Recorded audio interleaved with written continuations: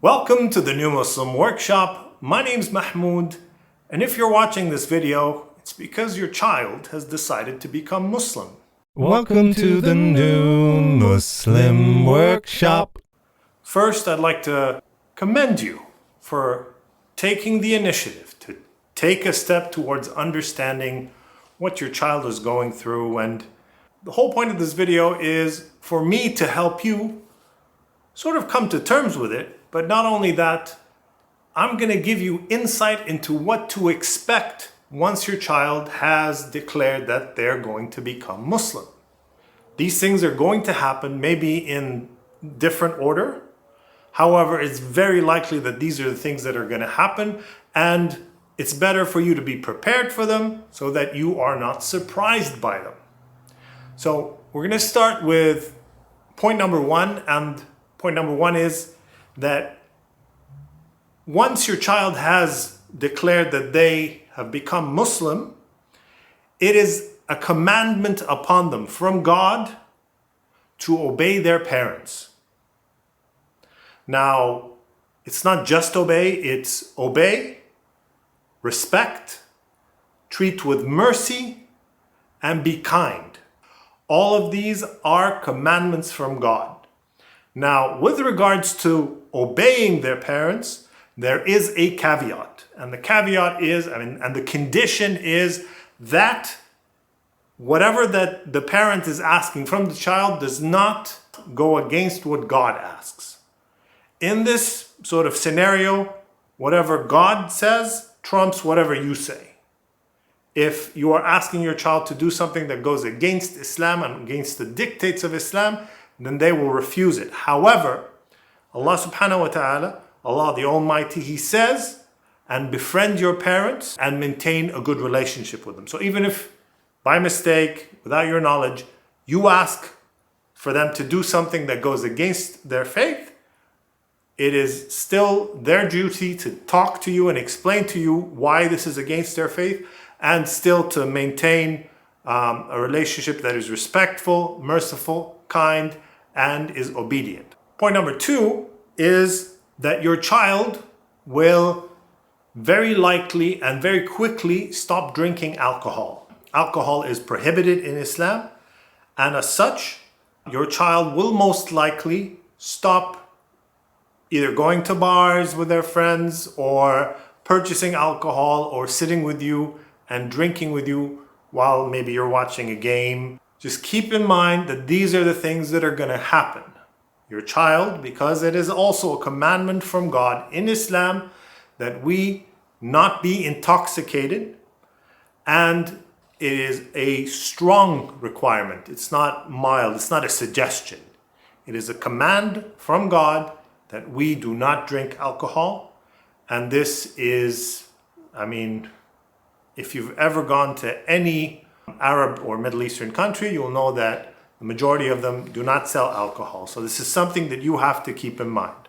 Point number three is that your child will no longer involve themselves in recreational drugs, or hard drugs for that matter, not just maybe marijuana, but because any intoxicants, as we mentioned in point number two, in point number three, any intoxicants such as hallucinogens, such as hard drugs like cocaine, heroin, opium, whatever, any of these drugs are completely prohibited and not allowed in Islam. And consuming them has the same severity or has the same classification as drinking alcohol. And there is a punishment, and it is considered a major sin for us to drink alcohol. And so intoxication by taking drugs, whatever the drugs are, is not acceptable. Another thing that you have to keep in mind, and this is point number four, is that your child will no longer gamble. And again, this is a commandment from God. Allah subhanahu wa ta'ala, Allah the Almighty, requires all Muslims to not gamble. And that means no pokers, no slot machines, no Las Vegas, no, lotto. So going and trying to win the lotto, it's not going to happen. It's not acceptable. And the money that they might win from poker or from gambling is considered haram. It is not permissible. You are not to spend this money. And there is a major punishment for this. They will be punished in the hereafter. And as such, because there is punishment in the hereafter for doing something going against the commandments of God, they will most likely stay away from it. Eventually. If not immediately, then eventually they will stop buying lotto tickets, indulging in betting, indulging in gambling in all its different forms. Point number 5 is promiscuity. Islam is very family-centric. And unfortunately, in our day and age, promiscuity is prevalent. It's as easy as getting an Uber. Whether it's Tinder, whether it's Grindr, or whatever other variants of this kind of debauchery, all this promiscuity will no longer be acceptable in Islam. Not that it's acceptable in any other religion, it's not acceptable in Christianity. However, in Islam, it is absolutely not acceptable. And so the conclusion of that is that the most likely thing that your child will want to do if they have very strong sexual urges is they will be inclined to get married and get married quickly. So what will most likely happen if they are of a marrying age, if they are 20 and above, is they'll come to you and say, look, I found somebody, I'm going to get married soon. And I understand that this is going to be kind of shocking because we live in a society where people can live decades together and have multiple children and yet not be married. Islam will not allow that to happen. In Islam, once you become Muslim, you are expected to only have sexual relations with your spouse, with someone you are married to. And so the concept of promiscuity, it's completely off the table and out the window. Point number 6 is your child will be more inclined to obey the law. If your child has a criminal history and has had some run-ins with the law, this will most likely completely stop. And that's because in Islam, theft and stealing and robbery and crime and not acceptable. These are also crimes that infringe on the rights of others.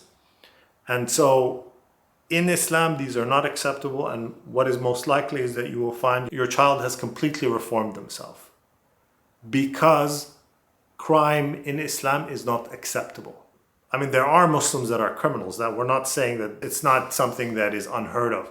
However, if somebody like your child has come into Islam out of complete acceptance and has reached the conclusion that this is the correct faith, then the most likely scenario is that they will completely forego criminality. Point number 7 is that you will most likely notice that your child is wearing more modest clothing. In Islam, whether you're male or female, there are requirements to how you present yourself. Women are not to wear tight and revealing clothing, and men are not allowed to wear tight and revealing clothing. It's the same for both sexes. Now, granted that women are more attractive than men in general. And that is why in Islam, women are required to cover their head.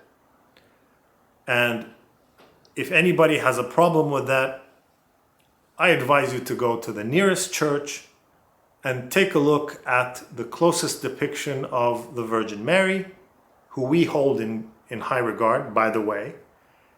And you will notice that she too is wearing a scarf. So if your daughter, who has reverted to Islam or converted to Islam, decides to wear the scarf, this is not anything weird. Jesus' mother was wearing it. If you want further proof, all you have to do is go and talk to any nun, and you will notice that she wears a habit. And the habit effectively is supposed to cover her hair. Why? So as not to be attractive to any males in the streets, so that it signals to other males in the street that this is a person that is pious and religious and is not interested in your advances. Point number 8 is less inclined to suicide. Now, this is an epidemic. This phenomenon of people taking their life is an epidemic in many Western countries and in many first world countries, if you want to use that. In Japan, Sweden, Norway, Netherlands, the US, suicide is just out of control. It's a phenomenon that affects both the rich and the poor. Maybe the rich because of depression, of thinking that the fame and the money is going to somehow fill the void that they have, and when it doesn't, they see no way out. And for the poor, out of desperation. In many cases, they're in debt, up to their noses. It's just unbelievable. And there's a lot of people are under a lot of pressure. In Islam, suicide is absolutely prohibited because this body and this soul does not belong to you. It belongs to the one that created it. And for you to decide to end this life will lead to your damnation. Damnation. It's nothing less than that. Now, we're not talking about people who have mental issues and have, might be schizophrenic, who, due to maybe a relapse in their medication or etc., end their life. That's a whole different thing. I'm talking about people who are so depressed that they believe that the only way out is to end your life. And this is not acceptable in Islam. Point number 9. You will notice that your child is more interested in connecting with family and connecting with kin. Now, when I say family, I mean their brothers, their sisters, their mom and dad, which is obviously you.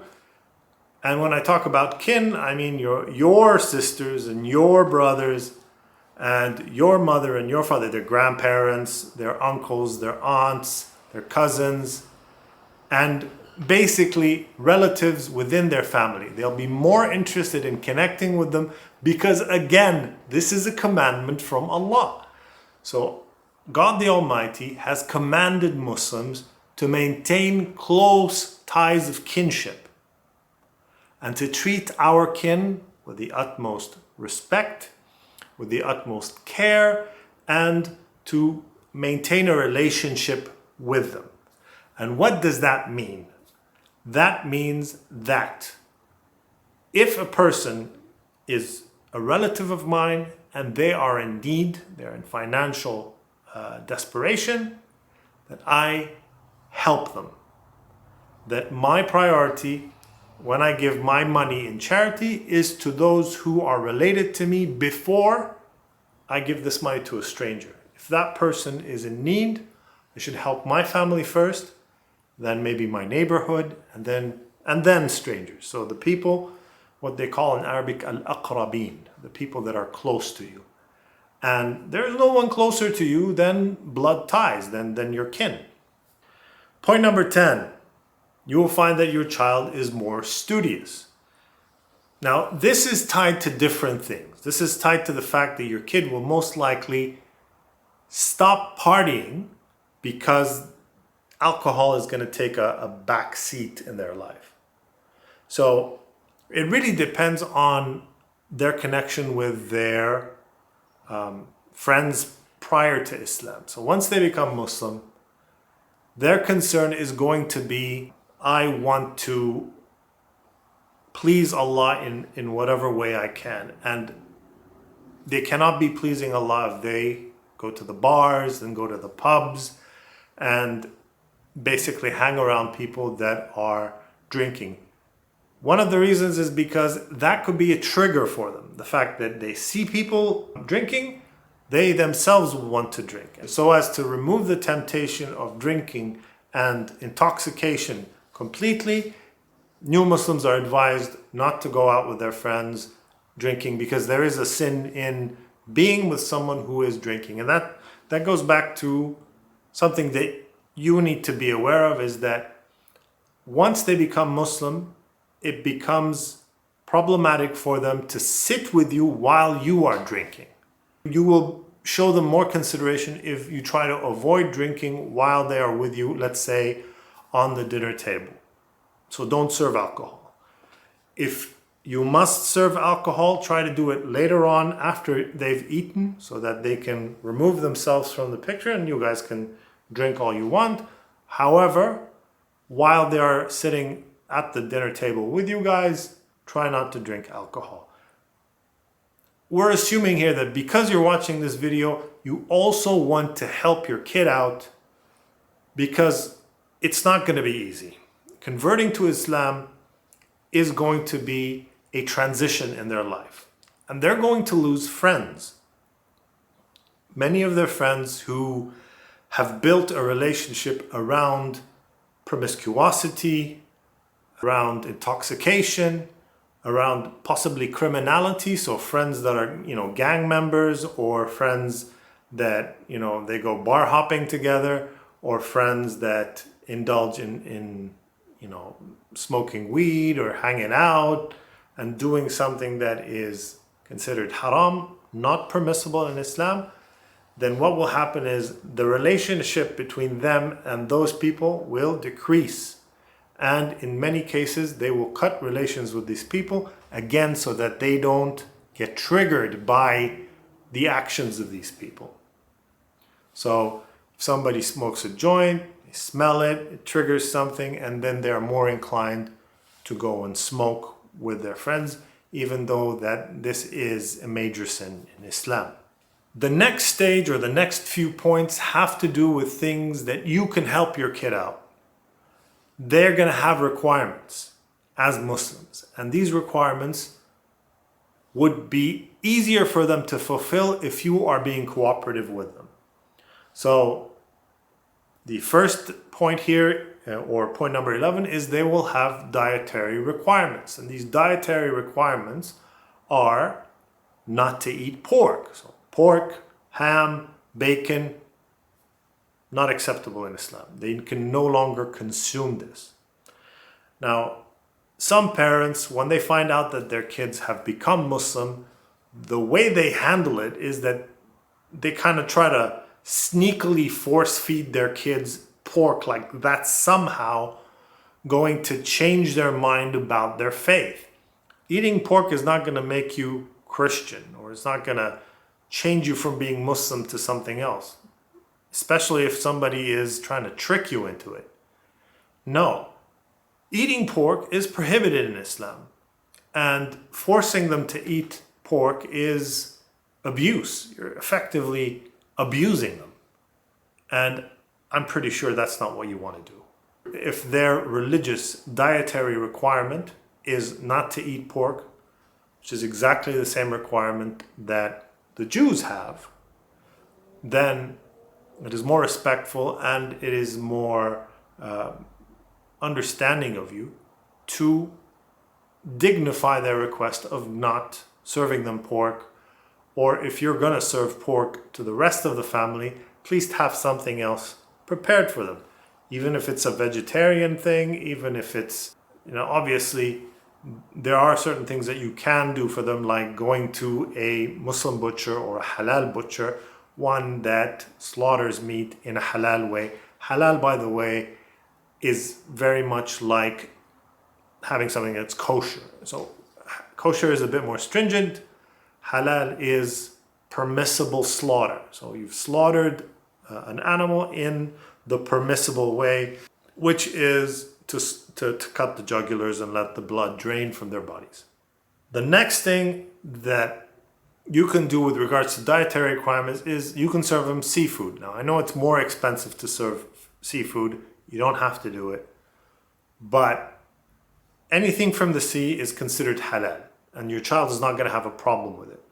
You can serve them shrimp, you can serve them squid, octopus, fish, anything from the sea. No worries at all. Okay? Point number 12 is your child will probably be taking time away from maybe, doing an activity with you to go and pray. Muslims pray 5 times a day.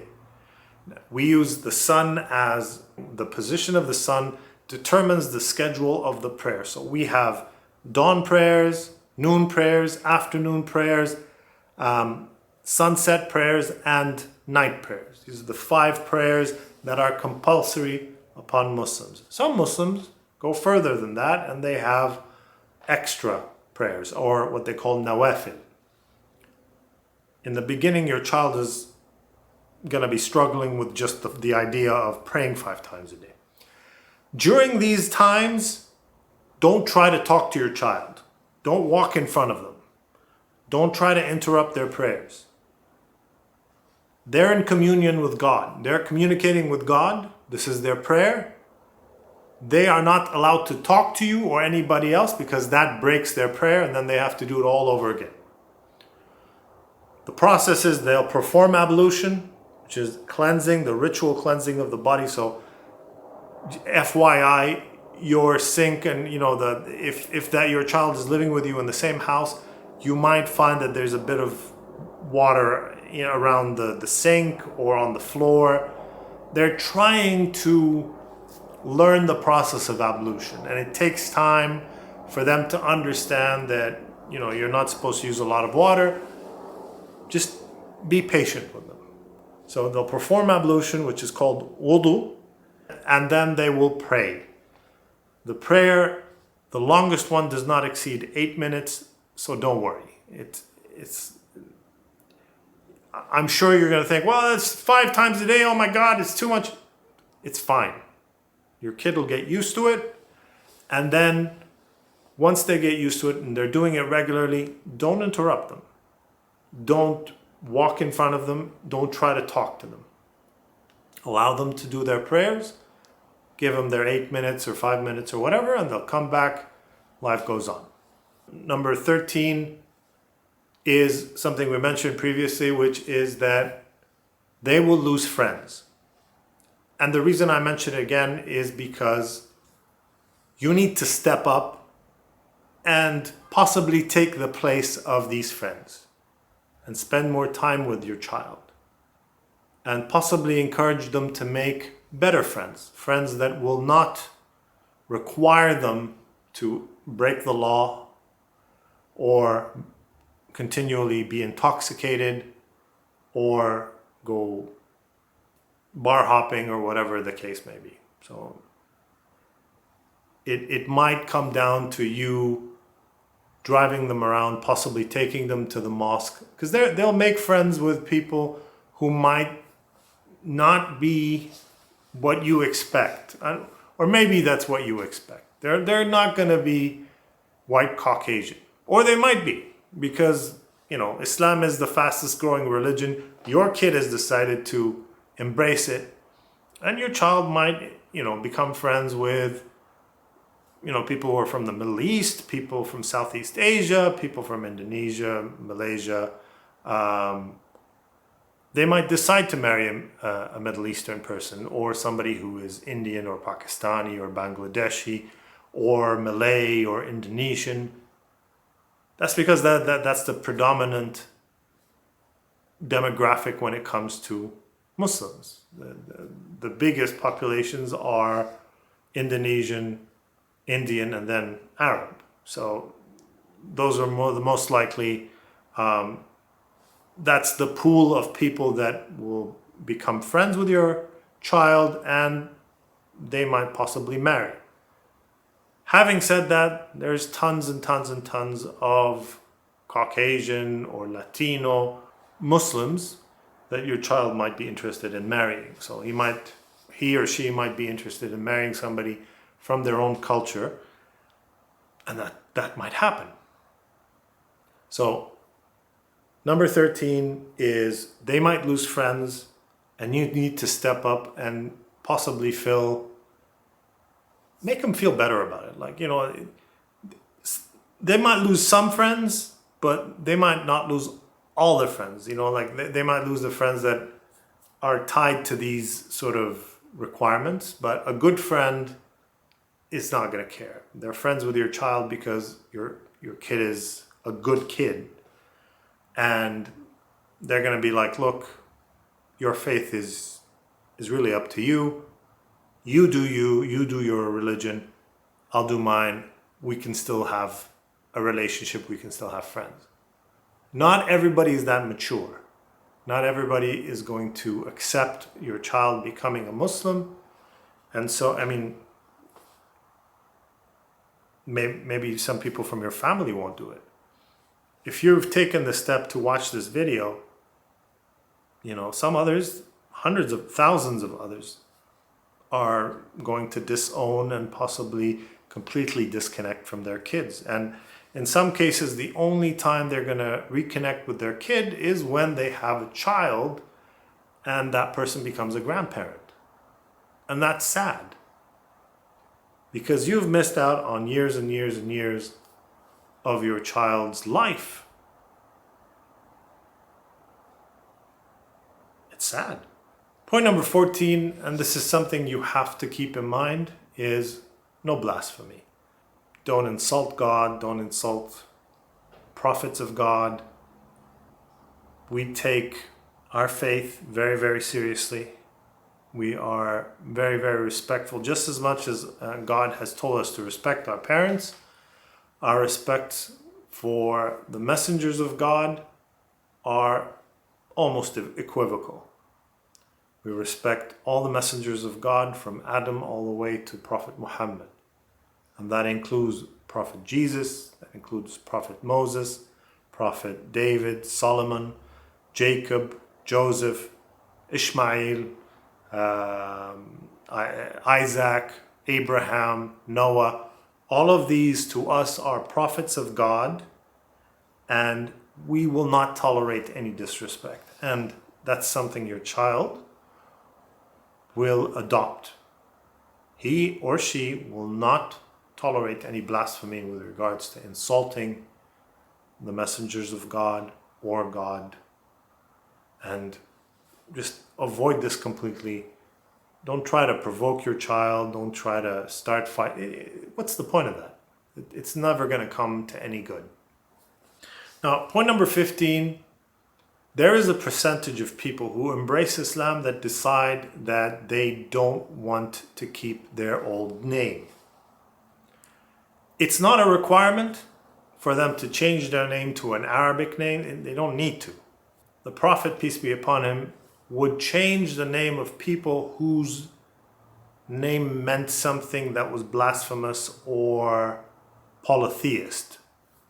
So if your child is called Christian, maybe he'll change, or maybe he or she, there's no she's that call themselves Christian, but Christina. Maybe they'll change their name. Trinity, that's another name that they might change their name. They don't have to, but they might change their name. Don't take it personally. Some parents take it as an affront. What do you mean? I'm the one who gave you that name. How could you choose to change it? Keep in mind that people change their names, change their legal names every day. People change their names on a daily basis. In this case, your child might do it for religious reasons. Now, point number 16 is that your child will most likely try to speak to you about theology.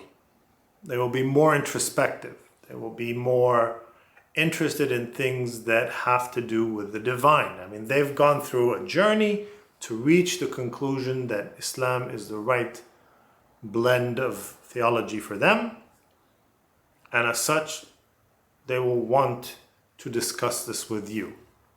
If you are not interested, just tell them you're not interested. Try it a few times just so that you kind of have an idea of what they believe.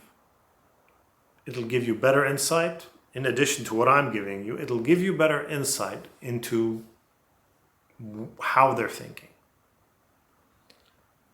And it'll help you connect to them. There's nothing wrong with that. Like having a conversation with your kid about what they believe. There's nothing wrong that's going to come from that. Obviously, if you're an atheist and this triggers you, You can tell your child, look, please, I'm not interested. Let's talk about something else, let's avoid it, etc. You can do that, that's fine. They are your child and they will respect you and they will respect your wishes. The last point, and this is point number 17, is that they will be more interested in world events now that they're Muslim.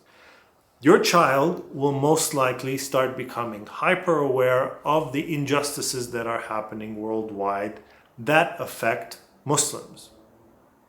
So what's happening in China with the Uyghurs, what's happening in Kashmir between the Indians and the Muslims of Kashmir, what's happening in Palestine between the Zionists and the Palestinians, what's happening with regards to Syria and the refugees there, the dichotomy, sort of the hypocrisy of how the West is looking upon the Ukrainian-Russian war and how the West is looking upon any other war that contains any other Muslims. But usually what comes up is the Palestinian-Israeli struggle. So the Muslims look at them as equal because the Ukrainians are occupied and because the Palestinians are also occupied. Yet the reaction here is to arm the one that is being occupied, and the reaction here is to arm the occupier. So there is a hypocrisy, and once your child becomes Muslim, these things start becoming clear to them, that there is a clear hypocrisy that's happening. And they will be interested in world events, and they will be interested in how the West interprets certain events, and the narratives that are being said, and the rhetoric, and how the rhetoric affects the general population. And that's it, for now, at least. A big part of being Muslim is research and finding out more about your faith and educating yourself about the religion of Islam. And your child is not going to be Encyclopedia Islamica from day one. They're going to come into their knowledge and they're going to mature into it. So they might be super duper strict in the beginning just because they don't understand what's happening, because their knowledge has not matured. It hasn't ripened in their brain. But eventually they'll come to a more mellow understanding of how things should be and how one practices their faith day to day. So thank you for watching. I hope this was beneficial, and I hope that, if anything, this makes your bond to your child stronger and increases the understanding between you and your child. Thanks for watching. You have yourself a nice day.